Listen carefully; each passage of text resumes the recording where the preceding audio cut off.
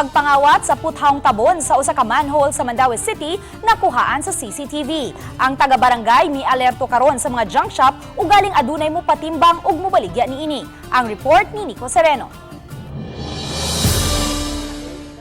Pinaagi sa CCTV sa Barangay Bakilid, makita ang pagpangawat pasado alauna kagahapon sa kadlawon. Ang nakamotorsiklo nga lalaking suspect mabantayang nagpaniid una. Una niyang gihimo, giukang ang tabon aron mukang kini. Mibiya pa kini sa dapit apan mibalik ra pagkataod-taod.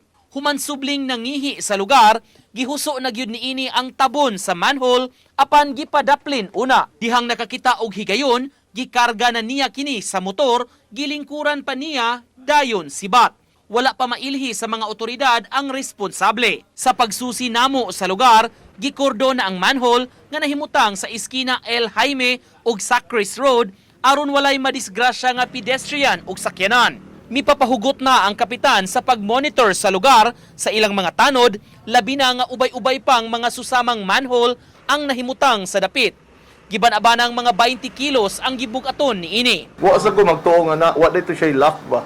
Kung adto ra may nakaibaw nga madara man siyang kulbot yan, para man ay daghan diha nga mga manhole nga iyon anto ra gyapon design. Nang hangyo sab ang opisyal sa mga nanag-iya og junk shops ugaling maoy dangpan o baligyaan sa maong puthaw. May report na sab sila sa City Hall aron mahimuan og aksyon sa City Engineering ang ilang drainage manhole. Ipahibaw no sa mga kanang mga junk shop na dili gyud mo palit og mga kanang may inana nga kanang kuan sa manhole kay kasagaran na mga kinawat na gina sa mga dalan. Nya mo na amo sang inform ang na maligya diri sa Bakilid. Uban ni Godfrey Relien, Nico Sereno, Balitang Bisdak.